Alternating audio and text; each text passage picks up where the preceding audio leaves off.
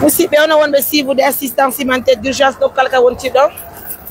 Assalamu aleykum, min salmini o mourade moƴƴuno men jarni o. Haray ko andintingol ɗo yiɗen ka chantier meɗen. Haray ko birkije ɗe woni ko ɓe addani e musidɓe. Tingol en ko serjo men wonɗo ka meɗen Genève. Sonni en ɗe birkije par ce que hanki o nannoɗen holla ka mbodoji meɗen wondema haray dey birkije ɗe lani. Regardez la maison, haray ko chantier meɗen mo ni musidɓe. Haray meɗen welti moƴƴa meɗen jarni on birkije ɗe ko joni ko woni ko hewti. Donc heɓi ɗo 2000 briques, alhamdoulillahi rabbil alamina. Ɓe weltani partenaire ɓe foof. Donc autant pour les chauffeurs de débarquer les briques. Nous faisons juste la petite partie de la vidéo, hein? Donc on va marquer juste une petite pause, autant pour nous de revoir tout ça là. Et puis on vous revient.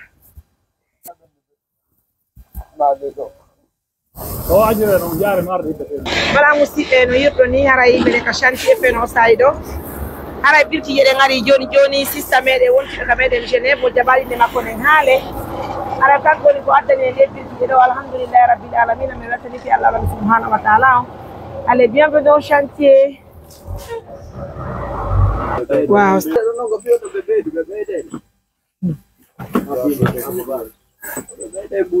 Wow, 2000 briques au chantier déjà, mesdames, messieurs. Alhamdulillah. Et les briques de l'année. Wow. Là, je vous présente la maison de notre néné mondial.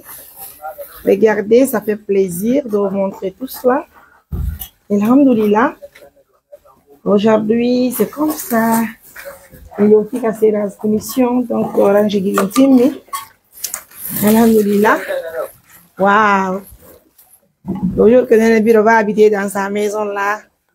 Alhamdulillah, notre sœur depuis Genève qui a pensé à nous aider à voir 2000 briques ce matin, alhamdulillah, ça fait plaisir. Elle a entendu que Allah subhanahu wa ta'ala musidɓe. Merci à votre Mariam Touré. Merci à nos millions de partenaires. Alhamdulillah, il a entendu juɗɓe Allah ɓe fof. Regardez musidɓe wono wonɓe siibude assistance humanitaire d'urgence. Haray, regardez la douche de notre néné mondial. Wow.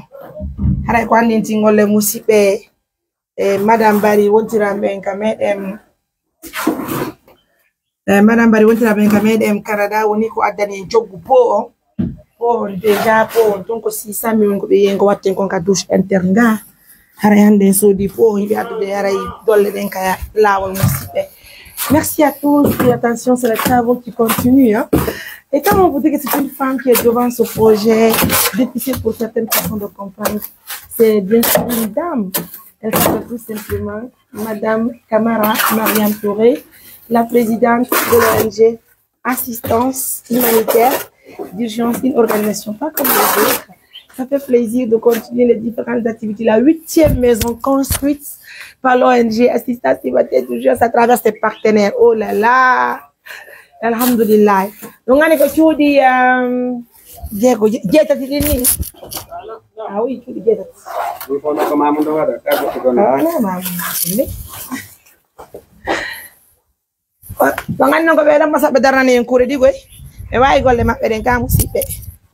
Ça fait plaisir. Alhamdulillah.